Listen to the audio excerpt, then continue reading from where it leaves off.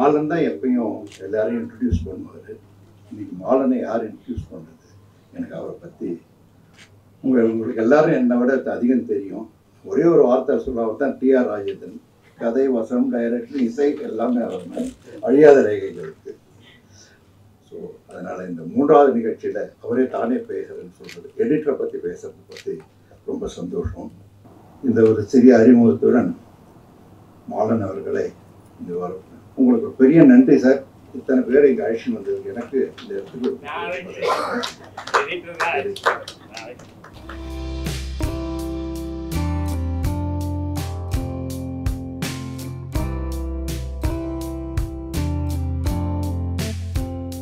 ஹரி ஓம். என்னடா வணக்கம் சொல்கிறதுக்கு பதிலாக ஹரி ஓம்னு சொல்லி ஆரம்பிக்கிறானேன்னு நீங்கள் நினைக்கலாம். எடிட்டருக்கு மிகவும் பிடித்தமான வார்த்தை ஹரி ஓம். எங்கள் அலுவலகத்தில் இருக்கக்கூடிய நண்பர்கள் அவர்களை முதல்ல சந்திக்கும் போது ஹலோனோ, குட் மார்னிங்னோ, ஹாய்னோலாம் சொல்ல மாட்டார். அவர் ஹரி ஓம்னு சொல்லுவார். பிறகு அவருடைய நண்பர்களை பார்க்கும்போதும் ஹரி ஓம்னு சொல்ல ஆரம்பித்தார்.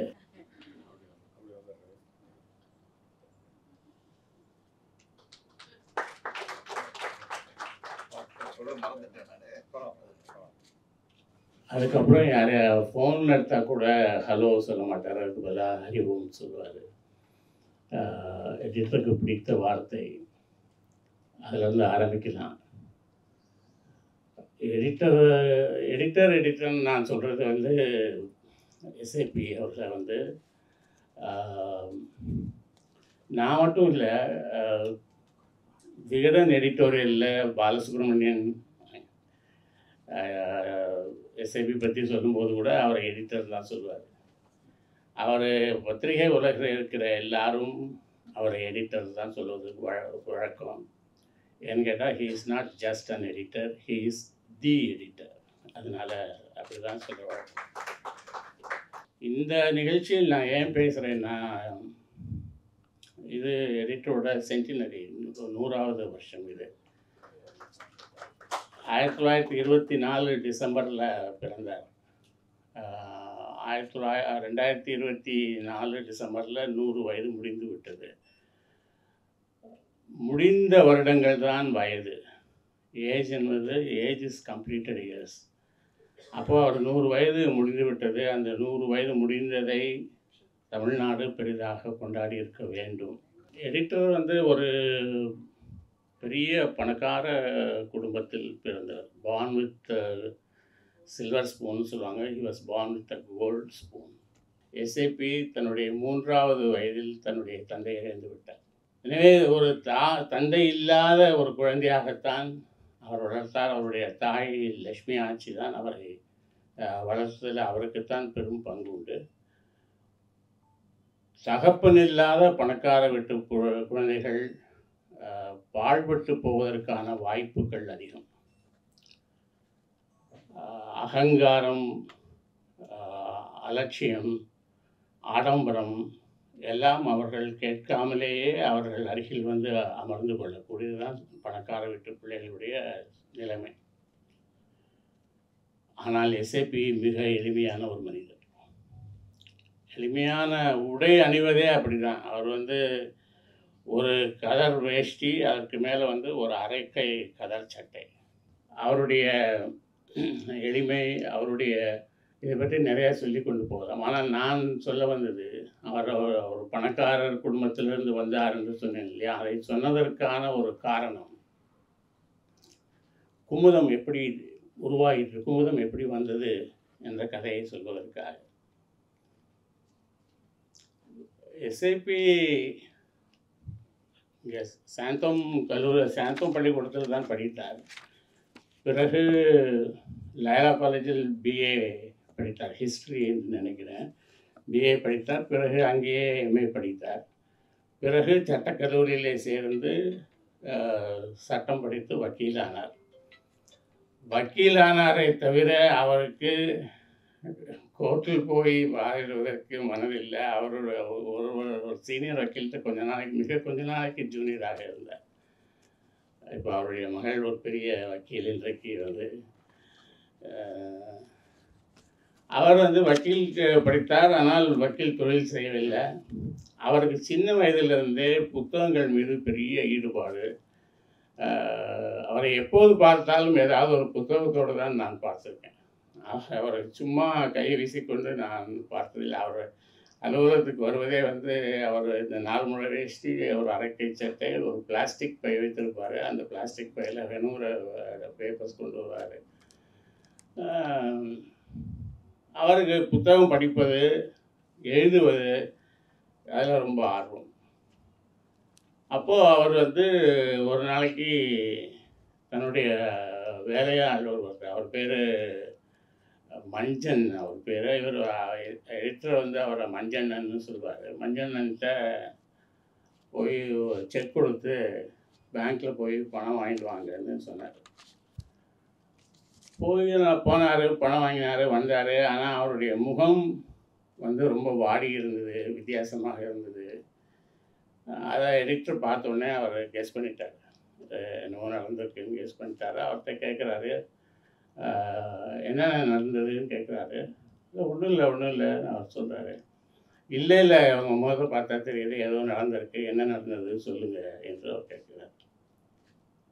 இல்லை, அந்த மேனேஜர் சொன்னார், எல்லோரும் பேங்க்கில் பணம் போட வருவாங்க, உங்கள் முதலாளி எப்பவும் பணம் எடுக்கிறதுக்கு தான் வருவாரா என்று அவர் கேட்டார்னு சொன்னார். அது எஸ்ஏபிக்கு அவர் மனதில் சுரீர் என்று தைத்து விட்டது. உலகம் நம்மை பற்றி என்ன நினைக்கிறது? நம்ம ஏதோ அப்பன் பாட்டுன்னு தேடி வைத்த ஆஸ்தியை உட்கார்ந்து சாப்பிட்டு கழிக்கிற ஒரு மனிதன் என்று நினைக்கிறதா? எதற்கும் கையாலாகாதவன் என்று நினைக்கிறதா? ஒரு 4 காசு சம்பாதிப்பதற்கு துப்பு இல்லாதவன் என்று நினைக்கிறதா என்று அவருக்கு நிறைய கேள்விகள் மனதில் வந்தன. கொஞ்ச நேரம் யோசித்தார், ஒரு முடிவுக்கு வந்துட்டார். என்ன முடிவு என்றால், ஒரு பத்திரிகை ஆரம்பிப்பது. பத்திரிகை ஆரம்பிப்பதுன்னா அதற்கு முன்னால் அவர் 2 கதையோ 3 கதையோ எழுதியிருக்காரு. சண்டவிகடனில் 2 கதை வந்திருக்கு, சுதேஷ் மித்திரனில் ஒரு கதை வந்திருக்கு. நமக்கு பிடித்தது படிப்பதும் எழுதுவதும் சரி, அதை சார்ந்த ஒரு வேலையை செய்யலாம் என்று பத்திரிகை ஆரம்பிக்கலாம் என்று முடிவு பண்ணிட்டார். பத்திரிகை ஆரம்பிக்கணும்னா அதுக்கு ஒரு ப்ரெஸ் வேணும். அதனால் அவருக்கு இந்த பத்திரிகையெல்லாம் ஆரம்பிப்பதற்கு முன்னாலேயே ஒரு நண்பராக இருந்தவர், அவருடைய பேர் பெரிய கல்பன். அவர் ஒரு ப்ரெஸ் நடத்திட்டு இருந்தார், தேவி ப்ரெஸ்ன்னு சொல்லிட்டு. அந்த ப்ரெஸ்ஸை போய் பார்த்து அந்த ப்ரெஸ்ஸை வாங்கலாம் என்று முடிவு செய்து அந்த ப்ரெஸ்ஸில் வாங்கிட்டாங்க. நாளைக்கு வந்து குமுதம் அலுவலகத்தின் வாசலில் 2 போர்டு இருக்கும். ஒரு பக்கம் குமுதம் என்று இருக்கும், ஒரு பக்கம் தேவி ப்ரெஸ் என்று இருக்கும். பத்திரிகை தொடங்கலாம் என்று முடிவு செய்து விட்டார்கள். ஆனால் அப்போது ஒரு சங்கடம் இருந்தது. பத்திரிகைகளை வந்து எப்படி விநியோகிப்பார்கள் என்று சொன்னால், இங்கே பல பத்திரிகையாளர்கள் இருக்காங்க, தெரியும் அவங்களுக்கு. ஒவ்வொரு ஊர்லேயும் ஒரு ஏஜென்ட் என்று ஒருத்தர் இருப்பார். அவர் மொத்தமாக காப்பிகளை வாங்கி சில்லறை கடைகளுக்கு அனுப்புவார். அந்த ஏஜென்சியை எடுத்துக்கொள்வதற்கு அந்த ஏஜென்ட்டுகள் பணம் கட்ட வேண்டும், அந்த பத்திரிகை நிறுவனத்திற்கு பணம் கட்ட வேண்டும். ஆனால் என்ன நடந்தது என்று சொன்னால், நிறைய பத்திரிகைகள் தோன்றி குறைந்த காலத்திலேயே மறைந்து போயிட்டுனா, அப்போ வந்து இந்த ஏஜென்ட்களுக்கு பணம் போயிடும், பணம் திரும்ப வராது. குறிப்பாக சொல்ல வேண்டுமானால், புதுக்கோட்டை வட்டாரத்தில் வந்து ஒரு காலத்தில் நிறைய குழந்தைகள் பத்திரிகைகள் வந்து கொண்டிருந்தேன். எனக்கு ஒரு 10-12 பத்திரிகைகள் அந்த காலகட்டத்தில் வந்து கொண்டிருந்தன. பத்திரிகை தொடங்குவாங்க, கொஞ்ச நாள் நடக்கும், நின்று போயிடும். அப்போ ஏஜென்ட் வந்து அவன் கொடுத்த டெபாசிட் போயிடும். அதனால் யாரும் புதுசாக வர ஆளுங்களை வந்து பத்திரிகை எடுக்க மாட்டாங்க. நீங்கள் யோசிச்சு பாருங்கள், 23 வயது நிரம்பாத இளைஞர், பத்திரிகைகளில் எழுதி பெரிய பிரபலமாகாத ஒரு எழுத்தாளர், அவர் ஒரு பத்திரிகை ஆரம்பிக்கிறாரு அப்படின்னு சொன்னால் எந்த ஏஜென்ட் எடுத்துப்பாங்க? ஏன்னா அப்போது வந்து எப்படின்னு கேட்டிங்கன்னா, ஆனந்த விகடனுக்கு பின்னால் எஸ்எஸ் வாசன் என்கின்ற ஒரு பெரிய ஆகிருதி இருந்தது. கல்கிக்கு பின்னால் கல்கி, எம்எஸ் சுப்புலட்சுமி, சதாசிவம், ராஜாஜி, டிகேசி என்ற ஒரு பெரிய பலம் இருந்தது. எதுவுமே இல்லாமல் 23 வயசு பையங்க, எதுவும் எழுதி பிரசுரமாகி பிரபல எழுத்தாளர்கள் கிடையாது, பத்திரிகை ஆரம்பிக்கிறேன் என்று சொன்னால் யார் வந்து ஏஜென்சி எடுத்துக்கொண்டு டெபாசிட் கொடுப்பாங்க? அப்போது எஸ்ஏபி வந்து என்ன செய்தார் என்று சொன்னால் அவருடைய பெரியப்பா அவருக்கு, அதாவது பெரியம்மா அவருடைய கணவர் அந்த அழகு செட்டியாருக்கு ஒரு கடிதம் எழுதினார். ஐ ஆம் அ மேன், ஆங்கிலத்தில் ஏற்பட்ட கடிதம். ஐ ஆம் அ மேன் என்று ஆரம்பிக்கும் அந்த கடிதம். நான் சிறு பையன் அல்ல, நான் வளர்ந்து விட்டேன், நான் ஒரு தொழில் செய்ய விரும்புகிறேன், அது தொடர்பாக உங்களிடம் பேச விரும்புகிறேன். உடனே வான்னு சொன்னார் அழகு செட்டியார். என்னன்னு கேட்டார். சரி, நாங்கள் ஒரு பத்திரிகை ஆரம்பிக்க போகிறோம், கௌரவ ஆசிரியர்னு உங்கள் பேரை போட்டால் எங்களுக்கு ஏஜென்சிக்கு ஹெல்ப்ஃபுல்லாக இருக்கும் என்று சொன்னார். நம்ம வீட்டு பையன் ஒரு புதுசாக அவர் வேலை செய்கிறாருங்கிற போது அவர்களுக்கு ஒரு உற்சாகம் இருக்கும் தானே. சரி பண்ணு என்று சொல்லிட்டாரு. அப்படி தான் 1947 நவம்பரில் குமுதம் முதல் அந்த அட்டையை பார்த்தீங்கன்னா அதில் குமுதம், அதுக்கு கீழே கௌரவ ஆசிரியர் டாக்டர் அழகு செட்டியார் என்று. அது வந்து ஒரு 2000 காப்பிகள் விற்றது. 2000 காப்பி என்பது ஒரு பெரிய சர்க்குலேஷன் இல்லை, ரொம்ப மோசம். முதல் பத்திரிகைக்கு ஒரு மோசமான சர்க்குலேஷனும் இல்லை. ஆனால் 2000 காப்பி விற்ற அந்த குமுதத்தை 70களின் நடுவில் 5 லட்சம் பிரதிகள் வாரத்திற்கு விற்க வைத்த அதற்கு காரணமாக இருந்தவர் எஸ்ஏபி. இந்தியாவிலேயே அதிகமாக விற்பனையான வார இதழ் என்கின்ற பெருமையும், இன்னும் சொல்லப்போனால் ஆசியாவிலேயே அதிகமாக விற்பனையான தமிழ் இதழ் என்ற பெருமையும் அந்த பெருமையை அடைவதற்கு காரணமாக இருந்தவர் எஸ்ஏபி. எப்படி நடந்தது இந்த மேஜிக், எப்படி நடந்தது என்று கேட்டால், அது வரைக்கும் பத்திரிகைகள், அதாவது பத்திரிகைகளை 3 விதமாக பிரித்து விடலாம் என்று நான் சொல்வேன். ஒன்று எடிட்டர்ஸ் மேகசின், அதாவது ஆசிரியர் என்ன நினைக்கிறாரோ, ஆசிரியர் ஒரு பெரிய ஆளுமையாக இருப்பார், ஆசிரியர் என்ன நினைக்கிறாரோ, ஆசிரியருடைய மனச்சாய்வு என்னவோ, ஆசிரியருடைய அரசியல் சார்பு என்னவோ, அதை ஒட்டி தான் அதில் வந்து அந்த படைப்புகள் வரும். அதை ஒட்டி தான் அந்த பத்திரிகை இருக்கும். அதில் வரக்கூடிய சிறுகதைகள், தொடர்கதைகள் கூட அந்த ஆசிரியருடைய விழுமியங்கள், அந்த ஆசிரியருடைய வேல்யூஸ் என்னவோ அதை ரிஃப்ளெக்ட் பண்ணக்கூடியதாகத்தான் அந்த பத்திரிகை இருக்கும். அவையெல்லாம் எடிட்டர்ஸ் மேகசின். உதாரணத்துக்கு சொல்ல வேண்டுமானால், ஆனந்தவுடன் கல்கி நடத்திய கல்கி, சோவுடைய துக்ளக், ஏன் சிவராமனுடைய தினமணி, கருணாநிதியினுடைய முரசொலி, இதெல்லாம் எடிட்டர்ஸ் மேகசின். இன்னொரு மேகசின் இருக்கிறது, அது வந்து ரீடர்ஸ் மேகசின். வாசகர்கள் என்ன படிக்க விரும்புகிறார்களோ அதை கொடுப்பது ரீடர்ஸ் மேகசின். எடிட்டர் தன்னை முன்னிறுத்தி கொள்ளாமல் வாசகர்களை முன்னிறுத்தி நடத்துகிற பத்திரிகைகள் ரீடர்ஸ் மேகசின். அது எப்படி வாசகர்கள் என்ன நினைக்கிறார்கள் என்று தெரிஞ்சால் எல்லாரும் அதை கொடுத்துருவாங்கல்ல, அதை எப்படி வந்து நீ உனக்கு மட்டும் கொடுக்க முடியும் என்று சொன்னால், அதற்கு நீ வாசகர்களுடைய மனம் எப்படி சிந்திக்கும் என்று சிந்திக்கக்கூடியவனாக நீ இருக்க வேண்டும். அதற்கு நீ என்ன செய்யணும்னா, அந்த மக்களோடு போய் கலந்து அவங்க என்ன பேசுகிறாங்க, என்ன பழகிறாங்கன்னு தெரிந்து கொள்ள வேண்டும். அப்படி தெரிந்து கொள்ள வேண்டுமானால் அவர்கள் உன்னை தெரிந்து கொள்ளக்கூடாது. அவர்கள் உன்னை தெரிந்து கொண்டால் அவர்கள் இயல்பாக நடக்க மாட்டார்கள். அதனால் எஸ்ஏபி வந்து வெளியில் கூட்டங்களில் நீங்கள் பார்க்கவே முடியாது. ரொம்ப எளிமையாக தான் ட்ராவல் பண்ணுவார். அவரை பார்த்தா வந்து ஒரு பத்திரிகையினுடைய எடிட்டர் என்று யாருக்கும் தெரியாது. ஏன்னா நான் சொன்ன மாதிரி ஒரு வேஷ்டி, ஒரு அரைக்கடை சட்டை அவ்வளோதான் போட்டிருப்பார். குமுதம் வந்து ஒரு ரீடர்ஸ் மேகசினாக இருந்ததுனால்தான் அது அவ்வளோ பெரிய உயரத்தை எட்டியது. அதை வந்து நான் எஸ்ஏபி என்கிட்ட டைரக்டாக அதை பற்றி சொன்னதில்லை. ஆனால் வேற ஒரு தருணத்தில் இதே மாதிரி ஒரு கருத்தை அவர் வந்து என்கிட்ட சொன்னார். அதை பற்றி பின்னால் சொல்கிறேன். இன்னொரு பத்திரிகை, 3வது வகை பத்திரிகை இருக்கிறது. அது வந்து ஒரு இதில் எடிட்டருடைய விருப்பங்களும் கொஞ்சம் இருக்கும், வாசகர்களுடைய விருப்பங்களும் கொஞ்சம் இருக்கும்.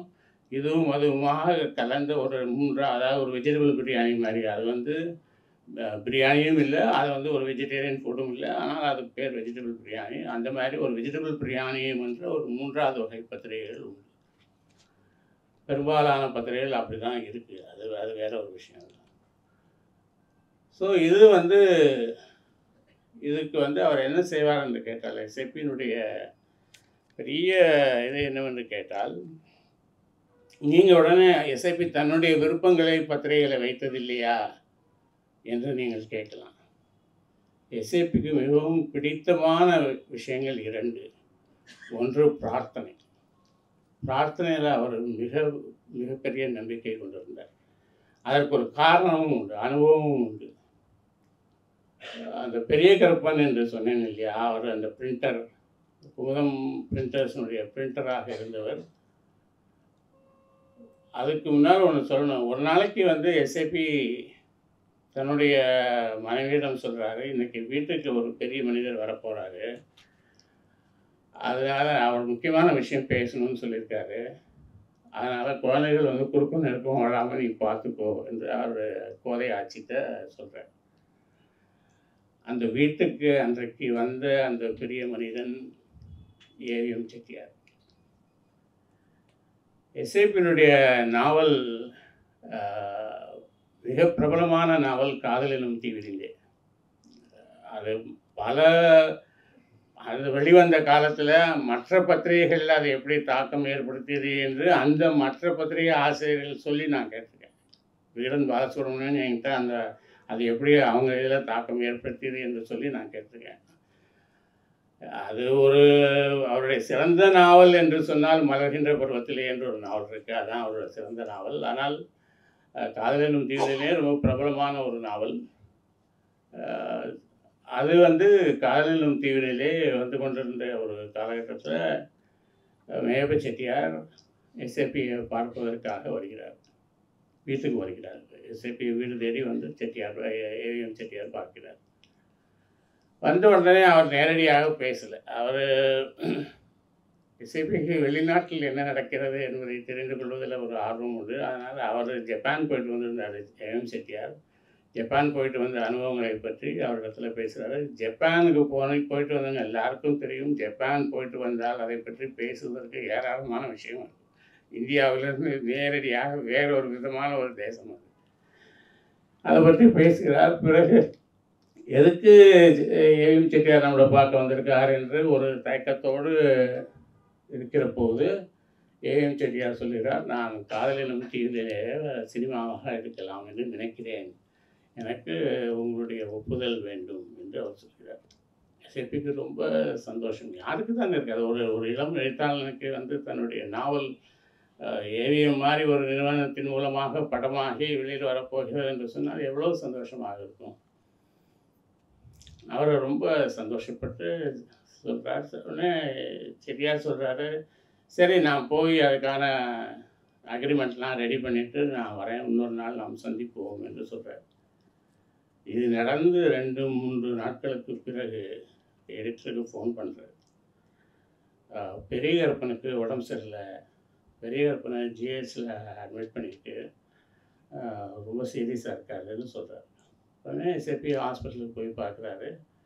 அவர் அங்கே படுக்கையில் இருக்கார். ஒரு கையில் பிளட் ஏற்றிட்டுருக்காங்க, ஒரு கையில்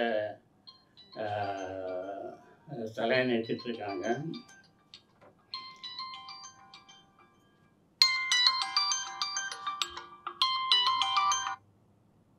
ஒரு கையில் சலைன் ஏற்றிட்டுருக்காங்க. டாக்டர்ஸ் சுற்றி டாக்டர்ஸ் இருக்காங்க. அவர் என்னன்னு கேட்குறாரு. அவர் லிவரில் இருந்து ப்ளீட் ஆகுது, ரத்தம் கசிக்குது, அதை நிறுத்தணும், அதுக்கு வந்து சர்ஜரி பண்ணணும். இன்னும் கொஞ்சம் நேரத்தில் நாங்கள் அவரை தியேட்டருக்கு கூட்டிகிட்டு போகிறோம்.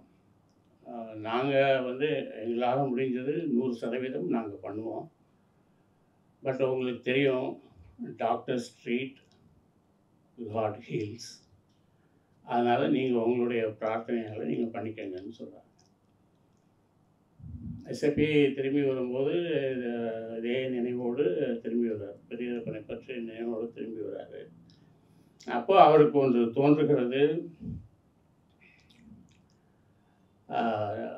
பிரார்த்தனையில் ஒரு விதம் உண்டு.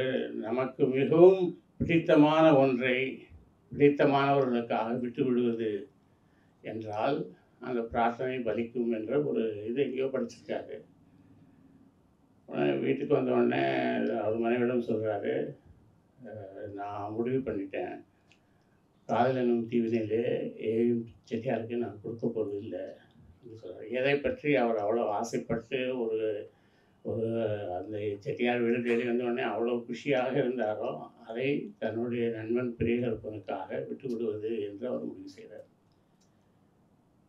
அவங்க கோதை ஆட்சி உடனே கேட்குறாங்க, நீங்கள் செட்டியாருக்கு சொல்லிட்டீங்களா என்று கேட்குறாங்க. ஆமாம், இப்போ நான் ஃபோன் பண்ணி சொல்ல போகிறேன். அவங்க ரொம்ப ரெஸ்பான்சிபிள் விமன் நான் பார்த்த அளவில். உடனே அவர் ஏரியும் ரொம்ப பெருந்தன்மையாக, என்னால் புரிந்து கொள்ள முடிகிறது நீங்கள் என்ன நினைக்கிறீர்கள் என்பது. பரவாயில்ல, அதனால் என்ன அப்படின்னு சொல்லிடுறார். ஆனால் அதற்கு பிறகு சேப்பினுடைய எந்த ஒரு நாவலும் திரைப்படமாக வந்ததில்லை. அது காதலே நம்ம தீவினிலே அவர் வேண்டாம்னு சொல்கிறதுக்கு பிறகு அவருடைய எந்த ஒரு நாவலும் திரைப்படமாக வந்தது. நான் சொன்னேன் இல்லையா, 2000 காப்பி விற்ற பத்திரிகை 5 லட்சம் காப்பி விற்றது என்று. அது எப்படி சாத்தியமாயிற்று என்று சொன்னால், அவரோட எடிட்டோரியல் மீட்டிங்ஸ். அவருடைய பார்வை என்னவென்று சொன்னால், ஒரு பத்திரிகைக்கு வந்து அந்த எடிட்டோரியல் மீட்டிங் என்பது வந்து என்ன ரொம்ப லைவ்லியாக இருக்கும். அது வந்து நண்பர்கள் உட்கார்ந்து அரட்டை அடிக்கிற மாதிரி இருக்கும். எடிட்டர் வந்து உட்கார்ந்த உடனே சரி இந்த வாரம் என்ன பண்ணலாம் என்று ஆரம்பிக்காது அந்த அந்த கூட்டம். அதே மாதிரி போஸ்ட்மார்ட்டம் என்பதும் கிடையாது. ஒரு பத்திரிகை நம்மளால் முடிந்ததை செய்தோம், எழுதினோம், அச்சு போட்டோம், புஸ்தகம் விட்டோம். அது புஸ்தகம் மார்க்கெட்டுக்கும் போய் ரீடருக்கும் போயிடுச்சு. ரீடர் சொல்லுவான் நம்ம பண்ணது சரியா தப்பான்னு, நம்ம பார்க்க வேண்டியதில்லை, போஸ்ட்மார்ட்டம் வேண்டியதில்லை என்பது அவருடைய ஒரு ஒரு கருத்து. அதனால் போஸ்ட்மார்ட்டம் என்பதும் இருக்காது. அதனால் அவர் ஆரம்பிக்கும் போதே அவருடைய அனுபவங்கள், அவருடைய படித்தது, அந்த மாதிரி விஷயங்களை சொல்லி வந்து அவர் ஆரம்பிப்பார். 2 நேரம் இல்லை, அதனால் 2 உதாரணங்கள் மட்டும் சொல்கிறேன். எடிட்டர் ஒரு தடவை வெளியூருக்கு போயிருந்தார். போயிருந்தபோது ஒரு பஸ்ஸில் போகிறாரு. பஸ்ஸில் உட்காந்துருக்காரு. பஸ்ஸு கிளம்ப போகுது. ஒரு வயதான ஒரு முதியவர் வந்து கிளம்பிட்ட பஸ்ஸில் ஒரு முதியவர் வந்து ஓடி வந்து ஏறுறாரு. ஏறும்போது விழுந்துடுறாரு. நல்ல வேளை அவருக்கு ஒன்றும் ஆகலை, அடிபடலை, இன்னும் ஆகலை. அவர் பஸ்ஸுக்குள்ளே ஏற்றி உட்காத்தி வச்சிடுறாங்க.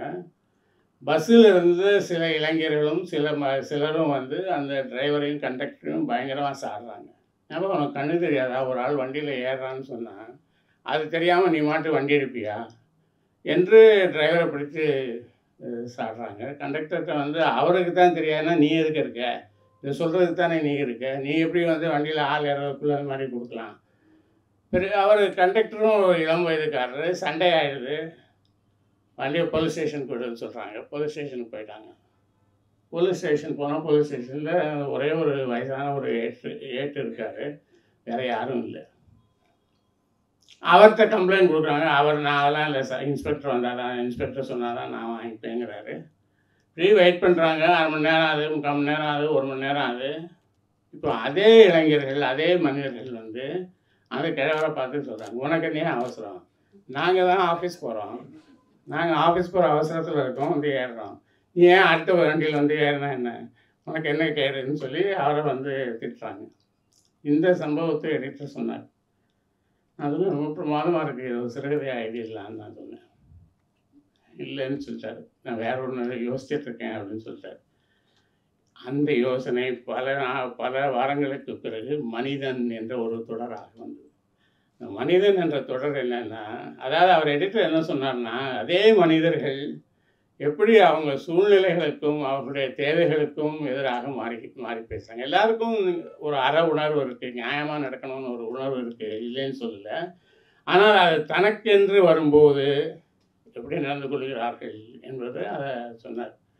அதனால் மனிதன் என்று ஒரு தொடர் ஆரம்பித்தார். மனிதன்கிற தொடர் என்னன்னா, ஒரு நிறைய கூட்டம் வர இடத்துல ஒரு கொடையை வச்சுட்டு போயிடுவாங்க.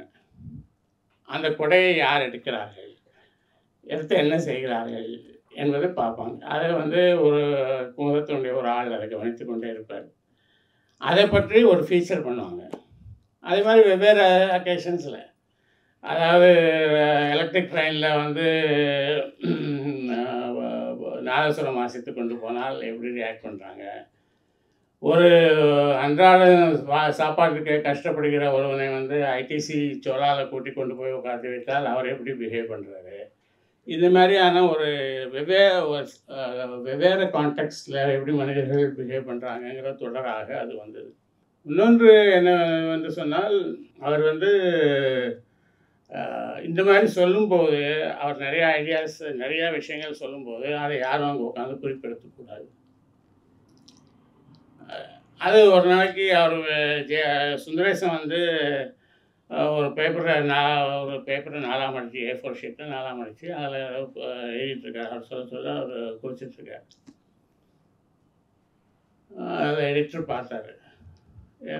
என்ன பண்ணுறீங்கன்னு கேட்டார். இல்லை எழுதக்கூடாது இல்லையான்னு சொல்லியிருக்கேன் இல்லையான்னு சொன்னார். அவர் சொன்னார், நிறைய விஷயங்கள் சொல்கிறீங்க, இதெல்லாம் வந்து ஒன்றும் இல்லாமல் வீணாக போகுது, நம்ம பத்திரிகையில் வராமல் வீணாக போகுது என்று அவர் சொன்னார்.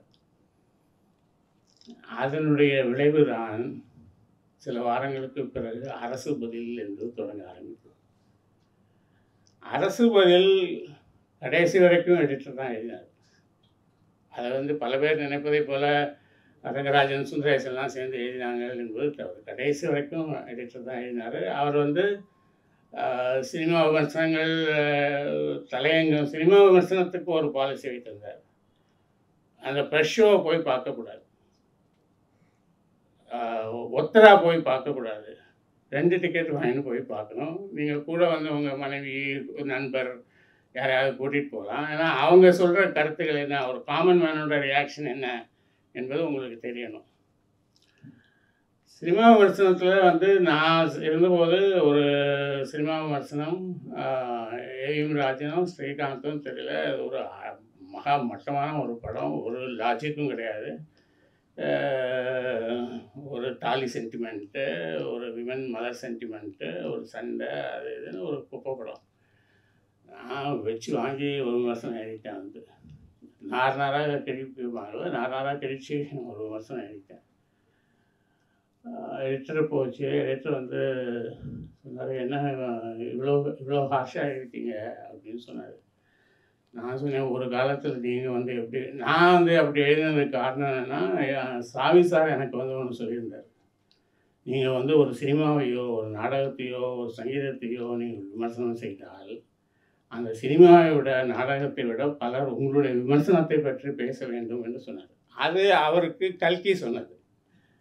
அதனால் வந்து நான் அந்த மாதிரி எழுதியிருந்தேன். ஒன்று ஹார்ஷாக எழுதிட்டீங்களேன்னு சொன்னார். நீங்கள் எழுதினதை விட வாழ்ந்தாங்க. நீங்கள் வந்து தாய்மகளுக்கு கட்டிய தாலின்னு ஒரு படம், அந்த படத்தில் அந்த பேஜை பூரா பிளாங்காக விட்டுட்டு கீழே கடைசி ஒரு வரி வெட்கக்கேடு அப்படின்னு. அதே மாதிரி ஒரு ஏவிஎம் தயாரித்த ஒரு படம் ஸ்ரீவள்ளி என்ற அந்த படம், அது அந்த பேஜ் பூரா ஓம் முருகா முருகா முருகா முருகான்னு இந்த ராமஜெயம் எழுதுகிற மாதிரி இருக்கும், வேறு ஒரு வரைக்கும் இருக்காது. 1000ல் ஒருவன் ஒரு படம், அதுக்கு வந்து படத்தில் சில இடங்களில் கத்தி சண்டை, சில இடங்களில் கத்தாமலும் சண்டை. இதை விட தான் வந்து மோசமாக எழுதிட்டேன்னு நான் கேட்டேன். அப்போ அவர் சொன்னார், வந்துட்டு பெரிய நிறுவனங்கள், இப்போ எம்ஜிஆரையோ தாய்மகள் கட்டியதாலே எம்ஜிஆர், ஸ்ரீவள்ளி சிவாஜி கணேசன், அது தாய்மகள் கட்டியதாலே தேவர் படம், இது வந்து ஏவிஎம் படம் ஸ்ரீவள்ளி, 1000ல் ஒருவன் பந்துலுவோட படம். பெரிய நடிகர்களையோ பெரிய நிறுவனங்களையோ அவங்க தயாரிக்கிற படத்தை கடுமையாக விமர்சிக்கலாம். ஆனால் புதிதாக ஒருவர் வராது, ஒரு சிறிய நடிகர் நடிக்கிறாரு அப்படின்னா அதை நீங்கள் வந்து அவ்வளோ கடுமையாக விமர்சிக்கக்கூடாது. அதில் ஒரு ஐட்டம் ஒரு வரி கூடவா உங்களுக்கு நல்லதாக இல்லை, அது ஒரு கேமரா கோணம் இருந்திருக்கும், ஒரு பாட்டு இருந்திருக்கும், பாட்டில் ஒரு லைன் இருந்திருக்கும், அவர்கள் நடிகர்கள் மெயின் கேரக்டர்ஸ் இல்லாமல் சைட் கேரக்டர்ஸ் அவங்களோடதில் ஏதாவது ஒன்று இருந்திருக்கும், அதை பற்றி ஒரு 4 வரி பாராட்டி எழுதலாமே என்ன சொன்னேன். ஏன் அப்படி நம்ம புதிதாக வருகிறவர்களை அவ்வளோ ஹார்ஷாக பண்ணோம்னு சொன்னால், அது ஒரு வேளை அவர்களுடைய மொத்த வாழ்க்கையை அவங்களோட கரியரையே கூட பாதிக்கக்கூடும் என்று அவர் சொன்னார். ஸோ இந்த மாதிரி அவர் வந்து இந்த அரசு பதில்களுக்கும் ஒரு இது வைத்திருந்தார். அரசு பதில்கள் என்பது ஒரு முழு பத்திரிகையை போல இருக்க வேண்டும் என்று அவர் சொல்வார். அதாவது ஒரு பத்திரிகையில் வந்து எப்படி ஆன்மீக விஷயங்கள், அரசியல் விஷயங்கள், சினிமா விஷயங்கள், பொதுவான குடும்ப விஷயங்கள், புத்தகங்களை பற்றிய விஷயங்கள் எல்லாம் வருதோ, அது இருக்க வேண்டும் என்று சொன்னார். அந்த பிரார்த்தனையில் அவருக்கு இருந்த ஈடுபாட்டின் காரணமாகத்தான் பிரார்த்தனை கிளப் என்று ஒன்று ஆரம்பித்தார். கூட்டு பிரார்த்தனை செய்வது என்று ஒரு பக்கத்துக்கு போடலாம் என்று சொன்னார். அவர்கிட்ட பல நுட்பங்களை நான் கற்றுக்கொண்டேன். சில பத்திரிகை ஆசிரியர்கள் இருக்காங்க, அதனால் அதை நான் சொல்ல போவதில்லை. அது நானும் ஒரு நாளைக்கு நானும் எந்த பத்திரிகையும் முழு நேரமாக எடுத்துக்கொள்வதாக இல்லை. அதனால் இப்போ அதை பற்றி பேசி பிரயோஜனம் இல்லை. சில குறிப்புகள் மட்டும் நான் சொல்கிறேன்.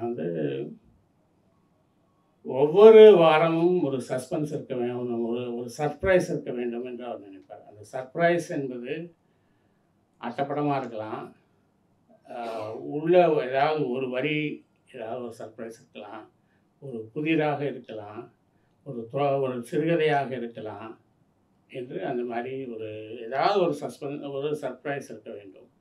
அது அவரோட ஒரு முக்கியமான ஒரு அம்சமாக அவர் நினைத்தார். அதே போல் எவ்வளோ பெரிய ஆளாக இருந்தாலும் எந்த ஒரு விஷயமும் 13 வாரம் அல்லது 15 வாரத்துக்கு மேலே போகக்கூடாது அப்படின்னு சொன்னார். அதுக்கு 2 விதிவிலக்குகள் இருந்தன.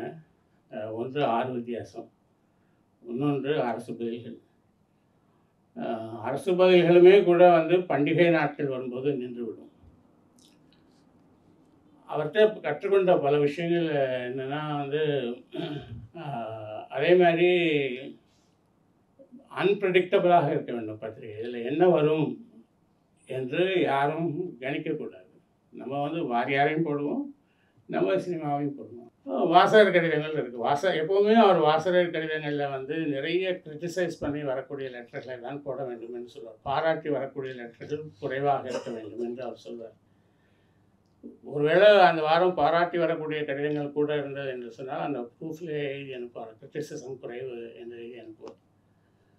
அது ஏன்னா அவர் என்ன சொல்வார் என்று சொன்னால், நம்மை ஒருவர் விமர்சிக்கிறார் என்று சொன்னால் அவர் நமக்கு ஒரு விதத்தில் ரியாக்ட் பண்ணுறார். நம்ம அதை படிச்சிருக்காரு, நம்மளால் அதை பற்றி அவருக்கு ஒரு கருத்து இருக்கிறது, அதை சொல்கிறாரு.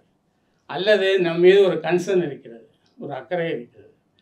என்ன இந்த ஆள் இப்படி பேசுகிறான் என்கின்ற ஒரு ஆதங்கத்தில் அவங்க சொல்கிறாங்க என்று அவர் சொல்வார். 82 அவர் உடல்நலம் குன்றின போது எதிர்காலத்தை பற்றி யோசிக்க ஆரம்பித்தார்.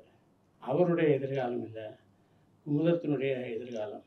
அதை பற்றி அவருடைய ஒரு நோட் இருக்கும், அதை அவரோட ரேண்டம் தாட்ஸ் தான் எழுதி வைப்பார்னு சொன்னேன்ல, அந்த நோட்டில் அவர் ஒன்று எழுதியிருக்காரு. அது வழக்கம் போல் பத்திரிகை ஆஃபீஸில் எல்லா குப்பைகளையும் குப்பை சேரும். குப்பை சேர்ந்தோடனே அதை தூக்கி வெளியில் போட்டுருவோம். அப்படி வெளியில் போடும்போது அந்த குப்பைக்குள்ளே ஏதாவது ஒரு பொக்கிஷன் இருக்கும், அதுவும் சேர்ந்து அந்த பொக்கிஷனும் போயிடும். அந்த மாதிரி இருந்ததில் அந்த நோட்டை நான் பார்க்க நேர்ந்தது. அதில் 82 அவர் எழுதி வைத்த ஒரு குறிப்பு இருக்குது, அது மட்டும் படிக்கிறேன். அது அந்த மனிதனுடைய முழு ஆகிருதியும் எப்படி ஒரு பாசிட்டிவ் மைண்டட் பர்சனாக அவர் இருந்தார் என்பதை சொல்லும். அதை சொல்லி அதோட முடித்துக்கொள்ளலாம்னு நினைக்கிறேன். 31/12/82 அவர் எழுதுகிறாரு, இன்று வருடத்தின் கடைசி நாள். வரப்போகும் ஆண்டு நல்ல ஆண்டாக இருக்க வேண்டும்.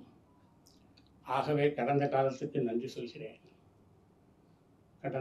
வரப்போகும் ஆண்டு நல்ல ஆண்டாக இருக்க வேண்டும், அதற்காக கடந்த காலத்திற்கு நன்றி சொல்கிறேன். 10 வேர்க்கடலையில் 1 சொத்தையாக இருந்துவிட்டால் எல்லா கடலையுமே கெட்டுப்போனது என்று பழிப்பவர்கள் உண்டு. நான் அந்த வகையை சேர்ந்தவனாக இருக்கக்கூடாது. சென்ற ஆண்டில் புதிதாக சில நோய்கள் என்னை பீடித்தது உண்மைதான். நோயினால் ஏற்பட்ட துன்பத்தை காட்டிலும் அதிலின்று விடுபட்டோம் என்ற நினைப்பில் உண்டாகும் மகிழ்ச்சியே அதிகம். ஓய்வாக இருந்தவன் மறுபடி வண்டியில் கூட்டப்பட்டு விட்டேன் என்பதை மறுக்க முடியாது. மீண்டும் பிரச்சனைகள், சோதனைகள், நெருக்கடிகள் எல்லாம் என்னை சூழ்ந்து கொண்டு விட்டன. ஆனால் வேலையற்று இருந்தபோது கிடைத்த வெறுமையான நிம்மதியை காட்டிலும் நாமும் ஏதோ உபயோகமாக செய்கிறோம் என்ற பெருமையில் அதிக ஆனந்தம் இருக்கிறது. சென்ற ஆண்டு எனக்கு பல புதிய உத்திகளை கற்றுக் கொடுத்திருக்கிறது. உடலை பேணுவது எப்படி, பிரச்சனைகளை அணுகுவது எவ்வாறு, மனிதர்களுடன் பழகும்போது எங்கனும் நடந்து கொள்ள வேண்டும். சிறு சிறு படிகள் தான், ஒவ்வொரு படியும் என் முன்னேற்றத்திற்கு உதவுகிறது. அவருக்கு ஏதோ ஒரு மைண்டில் 58 வயசுக்கு மேலே நம்ம இருக்க மாட்டோம் அப்படிங்கிற மாதிரியான ஒரு எண்ணம் அவருக்கு இருந்துச்சு. 58ஆம் வயது பூர்த்தியாவதை நான் காண மாட்டேன் என்ற ஒரு எண்ணம் எப்போதோ ஜாதகத்தில் பார்த்ததாக நினைவு 2 வருடமாக என்னை ஆட்கொண்டிருந்தது. அதை உத்தேசித்து சில ஆயத்தங்கள் செய்து கொண்டேன். எதிர்பார்த்தது நடக்கவில்லை. ஆனால் இப்போது மறுபடி பிறந்து 2வது வாழ்க்கையை மறுபடி ஆரம்பித்திருக்கிறேன். வெள்ளம் வரக்கூடும் என்று பிரயாசைப்பட்டு கரைகளை வலுப்படுத்துகிறோம். வெள்ளம் வராவிட்டால் நஷ்டம் ஏதும் இல்லை, மாறாக ரெட்டிப்பு லாபம் ஏற்படுகிறது இல்லையா? பற்றோடு உழைத்த காலம் உண்டு. இதுதான் எனக்கு ரொம்ப இன்னைக்கு வரைக்கும் நான் செலுத்தி கொண்டிருக்கக்கூடிய ஒரு விஷயம். பற்றோடு உழைத்த காலம் உண்டு, பற்றில்லாமல் ஒதுங்கியிருந்த காலமும் உண்டு. பற்றில்லாமல் உழைக்க வேண்டிய பருவத்தை ஆண்டவன் எனக்கு ஆரம்பித்து வைத்திருக்கிறார். அது ஆரம்பமானது 82இல். ஆக அதற்கு வணக்கம் கூறுகிறேன் என்று அவர் சொன்னார். இதுதான் அவருடைய பற்றோடு குமுதத்தை பற்றோடு உழைத்தது ஒரு காலம், அதிலிருந்து ஒதுங்கி இருந்தது ஒரு காலம், பிறகு மீண்டும் பற்று இல்லாமல் உழைக்க ஆரம்பித்தது ஒரு காலம். அந்த காலத்தில் தான் நான் அவரை சந்தித்தேன். அந்த காலத்தில் தான் என்னை குமுதத்துக்குள்ள அவர் எடுத்துக்கொண்டார். அது ஒரு ஒரு பெரிய பாக்கியம், பெரிய அனுபவம் என்று தான் அதை சொல்ல வேண்டும். 1 மணி நேரம் தான் பேசலாம், கூடவே பேசிட்டேன், நிறுத்த முடியல. நன்றி, வணக்கம்.